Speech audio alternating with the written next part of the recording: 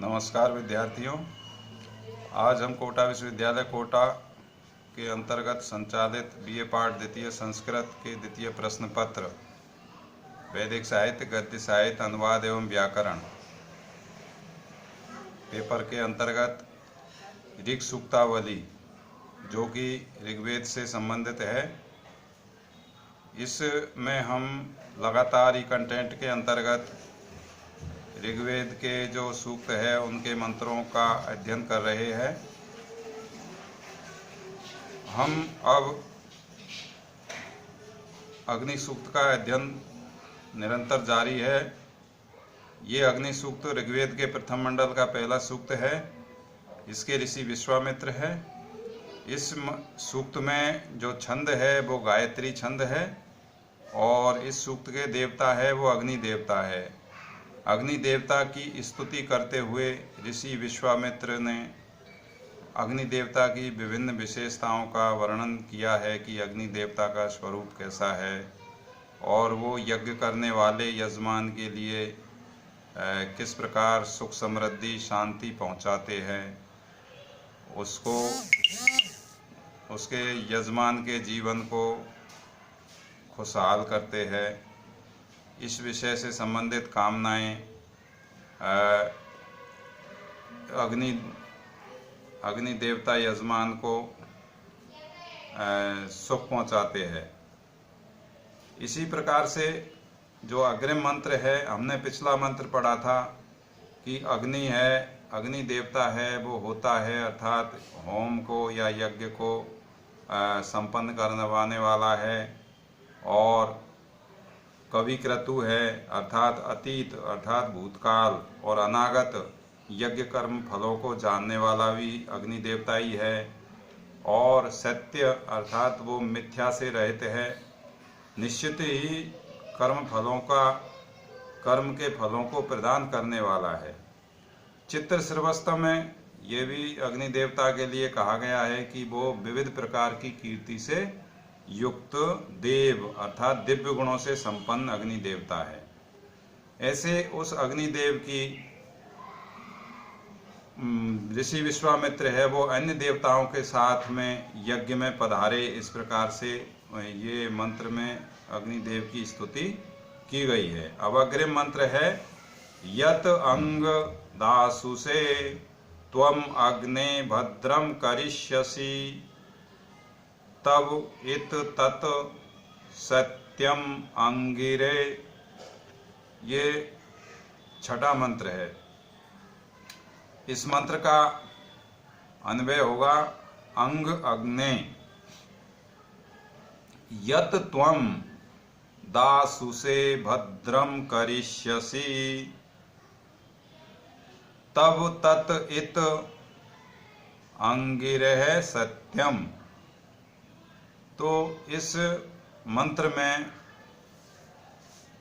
जो विश्वामित्र ऋषि है वो कहते हैं कि अग्निदेव है वो यजमान को जो जो वस्तु प्रदान करते हैं उनका वर्णन इस मंत्र में किया गया है कि अग्नि देवता यजमान को क्या क्या चीज प्रदान करते हैं। जब यजमान अग्नि देवता की स्तुति करता है, प्रार्थना करता है, अग्नि देवता से मांगता है, तो इस मंत्र का अर्थ होगा अंग अग्ने। ये संबोधन वाचक है अग्ने। हे अग्निदेव, हे अग्ने, हे अंग अग्ने, हे अग्ने। यत त्वम, यत जो, त्वम मानी तुम या आप, यत त्वम जो भी तुम, यत त्वम जो भी तुम, दासुसे हवि का दान करने वाले यजमान के लिए। दासुसे का मतलब है हवि का दान करने वाले यजमान के लिए। दासुसे यहाँ पर दास दाने धातु से दान के अर्थ में है, तो हवि का यजमान होता है वो हवि का दान करता है। कहाँ करता है? यज्ञ में। किसको? अग्नि को। क्योंकि यज्ञ में अग्नि प्रज्वलित होती है, यज्ञ की अग्नि, तो हवि का दान यजमान करता है, इसलिए दासु से यजमान के लिए आया है। कि जो भी तुम हवि का दान करने वाले यजमान के लिए दासु से भद्रम माने कल्याणकारी, भद्रम अर्थात हवि का ऐसा यजमान जो हवि का दान करता है, उस यजमान के लिए भद्रम धन गृह प्रजा पशु आदि कल्याण करने वाले। क्योंकि आप जानते हो वैदिक काल में जो मनुष्य की जो संपत्ति थी, धन था, वो धन था या गृह था या प्रजा थी या पशु धन था। पशु को भी धन माना जाता था। प्राचीन काल में गाय माता थी, उसको भी धन के रूप में गिना जाता था। जिसके जितनी ज़्यादा गाय होती थी वो उतना ही ज़्यादा धनवान माना जाता था। इस प्रकार से वो धन गृह प्रजा पशु आदि कल्याण करने वाले पदार्थ करिष्यसि अर्थात प्रदान करोगे।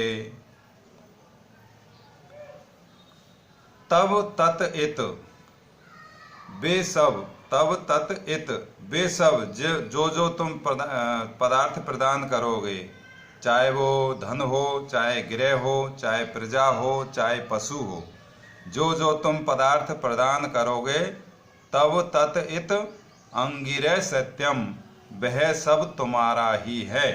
तब तत इत वह जो तुम इस यजमान को प्राप्त करोगे वह सब तुम्हारा ही है। अंगिरे सत्यम, अंगिरे अर्थात हे अंगार रूपी अग्नि, हे अंगार रूपी अग्नि देवता, या हे अंगार मुनि को जन्म देने वाले अग्नि देवता। यहाँ पर इसके दो अर्थ निकाले हैं, अंगार रूपी अग्नि देवता या अंगिरा ऋषि को जन्म देने वाले अग्नि देवता। सत्यम ये बात बिल्कुल सत्य है, इसमें कोई मिथ्या नहीं है। अर्थात ये जो आप जो चीज़ यजमान को दोगे, चाहे वो धन हो, गृह हो, प्रजा हो, पशु हो, वो सब तुम्हारे ही है। अर्थात भद्रम करिष्य जो तुम कल्याणकारी जो धन संपदा यजमान के लिए प्रदान करोगे वो सब तब तत इत अर्थात वो सब तुम्हारी ही है। अंगिरह सत्यम हे अंगार मुनि को जन्म देने वाले, ये बात बिल्कुल सत्य है। तो इस प्रकार से ऋषि विश्वामित्र है वो अग्नि देवता की स्तुति करते हुए कहता है। ये मंत्र का अनुवाद है, भावार्थ है। नमस्कार। अब अग्रिम इस मंत्र का हम अध्ययन करते हैं 8वां अगले ई कंटेंट में।